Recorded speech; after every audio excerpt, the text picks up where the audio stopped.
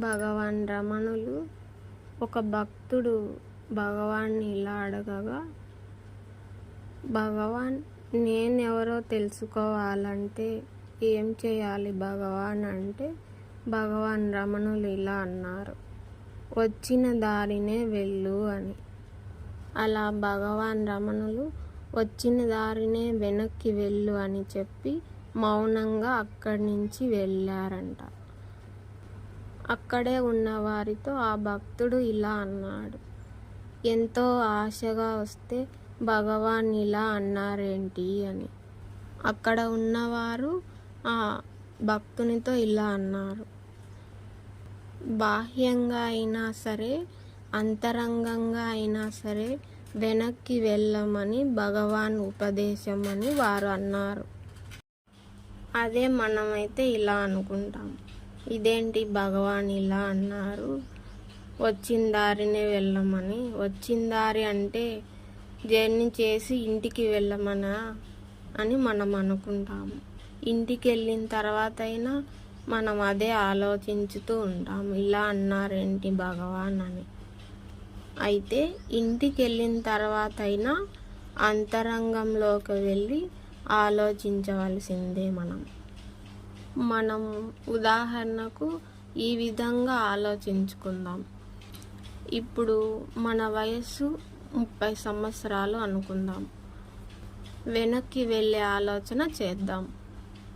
ఇప్పుడు 30 నుంచి చూసుకుంటే 20, 10, 5 సంవత్సరాలు ఇంకా వెనక్కి వెళ్తే మన తల్లి గర్భంలోకి వెళ్ళాలి. మనం ఆలోచిస్తే తల్లి గర్భంలో ఉండాలి అని అంటే మనం అంతకు ముందే ఉండాలి. అప్పుడు మన రూపం ఏమిటి చెప్పండి?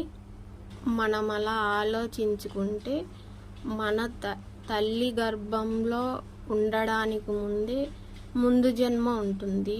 ఆ జన్మలో చనిపోయి ఉంటే ఆ శరీరం నుంచి మళ్ళీ ఈ తల్లి గర్భంలో రావడానికి ఒక ట్రావెల్ అనేది కొంచెం జరుగుతుంది. ఈ ట్రావెల్ జరగడానికంటే ఈ కాలం జరగడానికి ఈ మధ్యలో రూపం ఏమిటి? అలా చనిపోయిన శరీరం నుండి మళ్ళీ ఈ తల్లి గర్భంలోకి వచ్చే అంతటి వరకు ఈ ట్రావెల్ అనే ఒక కాలం జరుగుతూ ఉంది కదా. అలా కొంత సమయం అనేది పడుతూ ఉంది కదా. ఆ సమయంలో మన రూపం ఏమిటి? ఇలా మన రూపం ఏమిటి అని అంటే ఆ శరీరం నుంచి రూపం పోయింది, ఇంకా తల్లి గర్భంలోకి రావడానికి ముందు ఇంకా రూపం రాలేదు.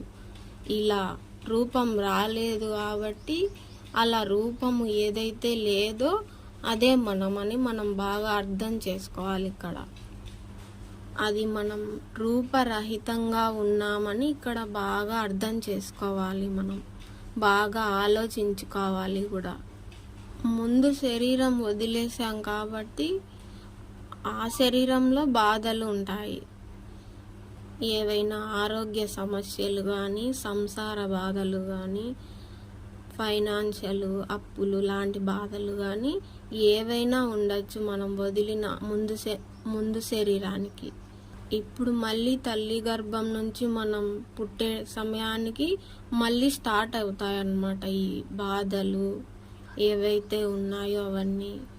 ముందు శరీరంతో చేసిన కర్మఫలం వల్ల మళ్ళీ ఇప్పుడు పుట్టబోయే శరీరంకి కర్మలు అనేటివి మళ్ళీ డిసైడ్ అయి ఉంటాయన్నమాట.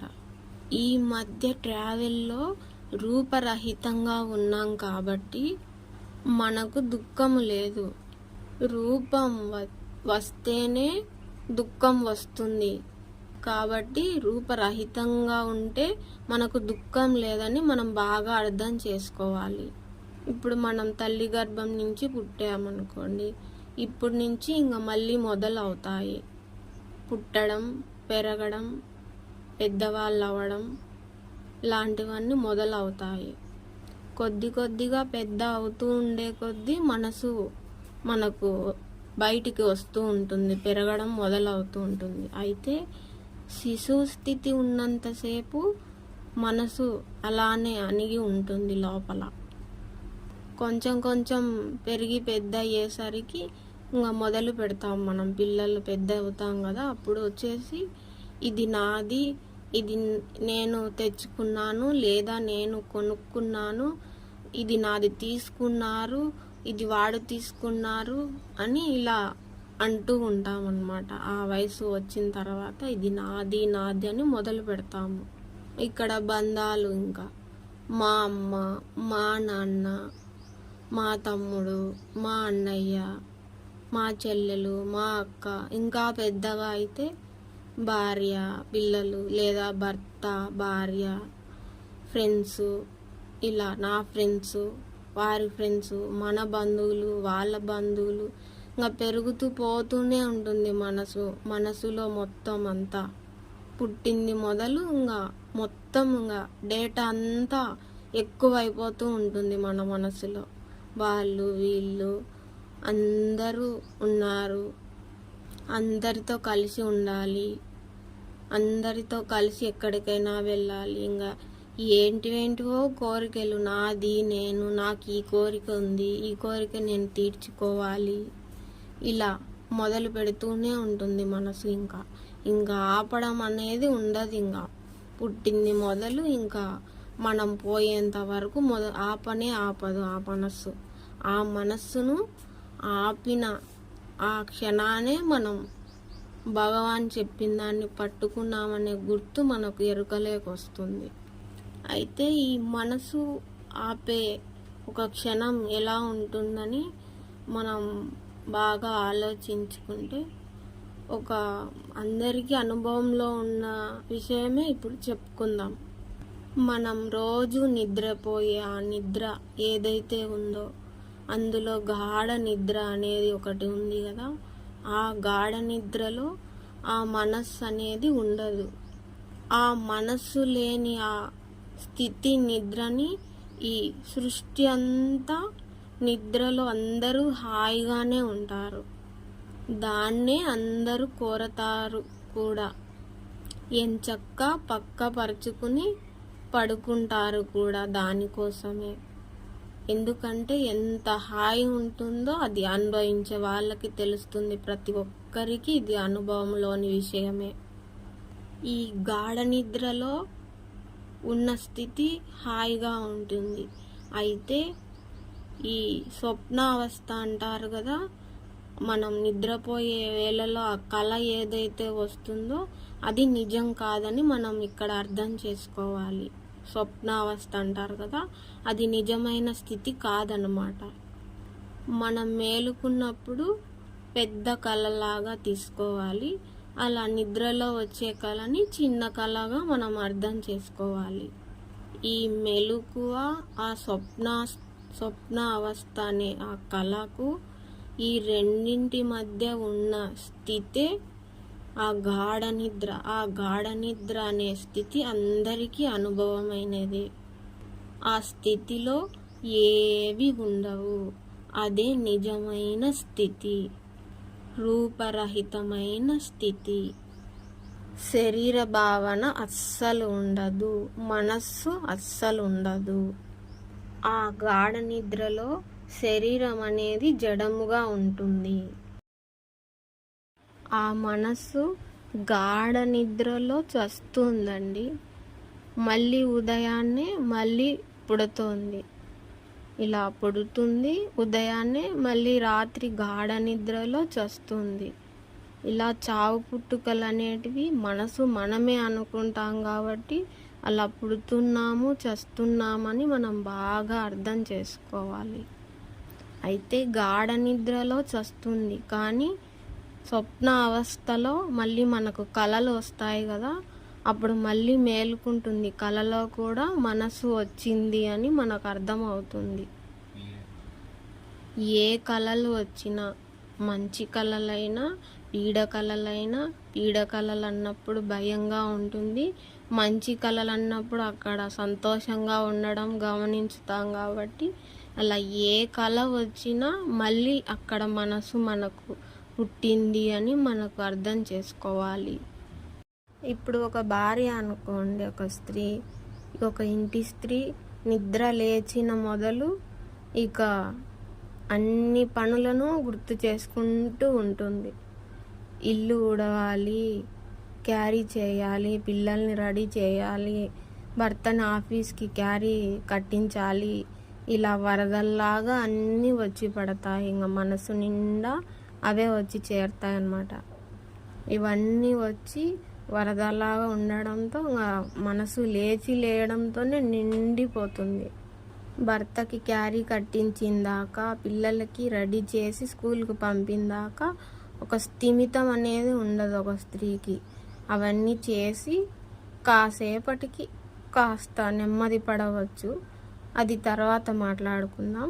ఇప్పుడు ఒక భర్త అయితే ఆ భర్త క్యారీ చేసిన తర్వాత ఆ భార్య తను లేచిన మొదలు ఇంకా ఆఫీస్కి వెళ్ళాలి, రెడీ కావాలి, టిఫిన్ చేసిందా లేదా, కాఫీ తెచ్చిందా లేదా, ఇవన్నీ మొదలవుతాయి అన్నమాట ఆ భర్తకి. ఇంకా ఆఫీస్కి వెళ్ళేంత వరకు మొదలవుతాయి.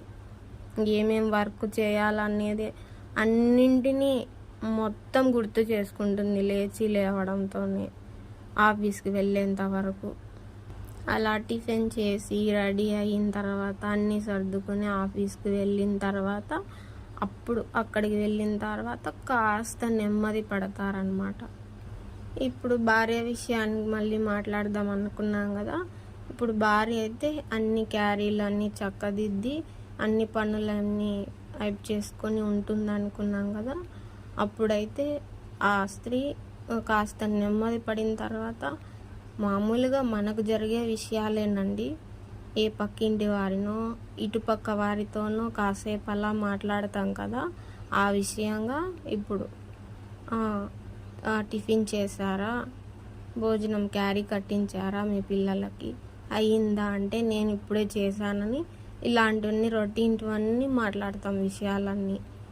తర్వాత ఆ పక్కింటి ఆవిడ అంటుంది, ఆ పక్కింటి ఆవిడ నిన్ను ఇలా అంటున్నది అలా అంటున్నదని కాస్తంత అలా వివరించుకుంటూ కాస్త మాటలలోకి వెళ్తారు. చూసారా, నేను ఏమీ అనను ఆవిడని, ఆవిడ ఇలా అంటుందా అనుకుంటూనే ఉంటారు. ఏం చేస్తాం, మన చాటును ఎన్ని అనుకుంటే మనకేంటని అలా వదిలేసామనుకోండి.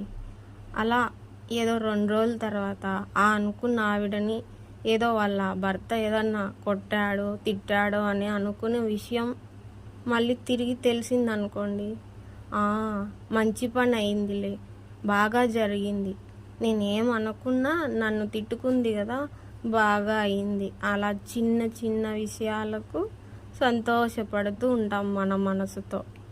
అలా పక్కింటి వారితో కబుర్లాడుతూ ఏవేవో సంతోషాలు పడుతున్నామని అనుకున్న దానికి సంతోషపడుతూ ఇలా అయింది అలా అయింది, ఆ పక్కింటి ఆవిడది ఈ మధ్య చాలా ఎక్కువైంది సుమి అని మాట్లాడుకుంటూ ఇలాంటి కబుర్లలో మనం మగ్నం అయి ఉంటాం. ఇది అందరికీ తెలిసిన విషయమేనండి.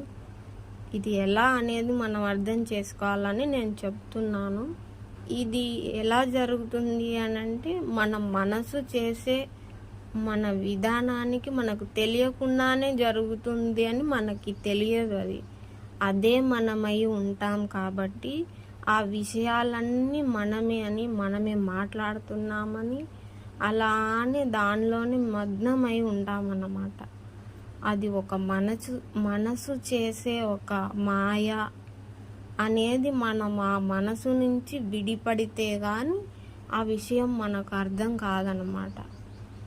ప్రతిరోజు జరిగే విషయాలను ప్రతిరోజు ఉదయాన్నే మనం లేచిన మొదలు నుంచి మన మనసు ఏమి మొదలు పెడుతోంది అని మనము గమనికతో మొదలు పెడితే అది ఖచ్చితంగా కొద్దిగా మనకు చిక్కడం మొదలవుతుంది. కొద్దిగా ఒక్కరోజే అది పట్టుబడాలని రూల్ లేదండి.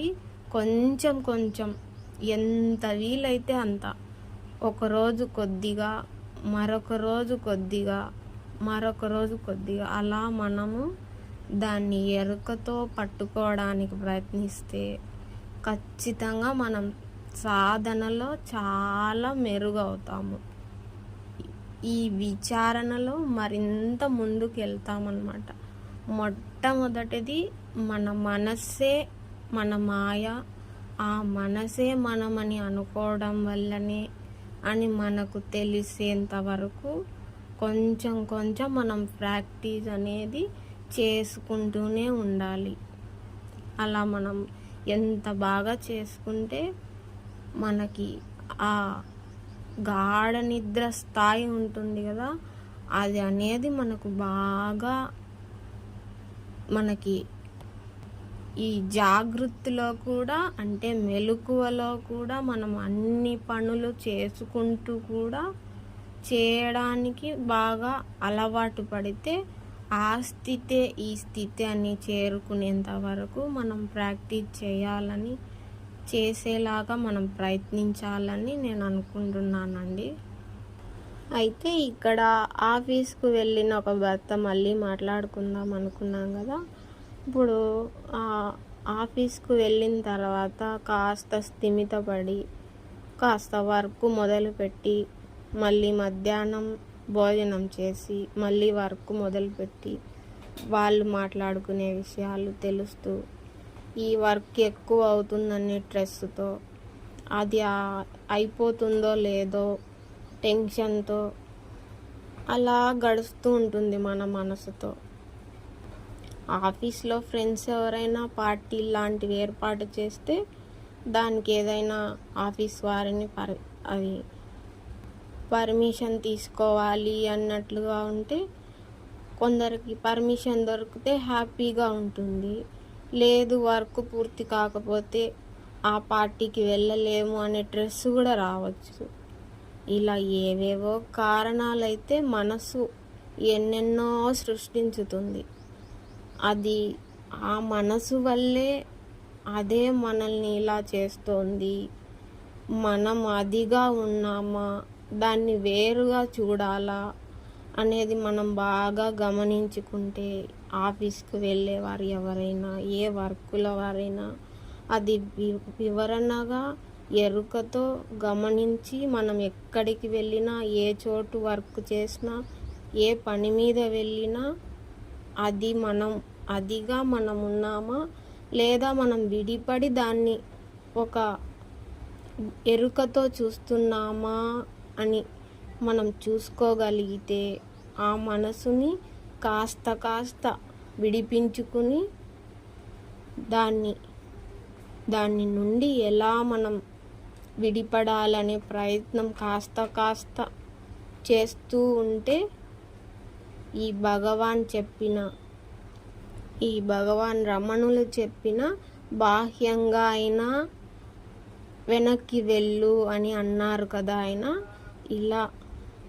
ఇలా బాహ్యంగా అయినా మనం ఇలా వెళ్ళగలిగితే భగవాన్ రమణులు చెప్పిన ప్రకారంగా ఇలా ప్రాక్టీస్ చేసుకోగలిగితే ఆ మనసు మనం కాదు, అది చెప్తేనే మనం వింటున్నాము అనే జాగృతికి మనం వస్తే, అంటే ఆ ఎరుకలోకి ఆ మెలకువలోకి మనం వస్తే అదే మనం వెనక్కి వెళ్ళే స్థాయికి చేరుకుంటాము అనే ఎరుక మనకు వస్తుంది. అప్పుడు బాగా అర్థం అవుతే ఆ మనసు కాస్త విడిపడుతున్నాము అని అప్పుడు మనకు అర్థం అవుతుంది విడిపడుతున్నాము అని.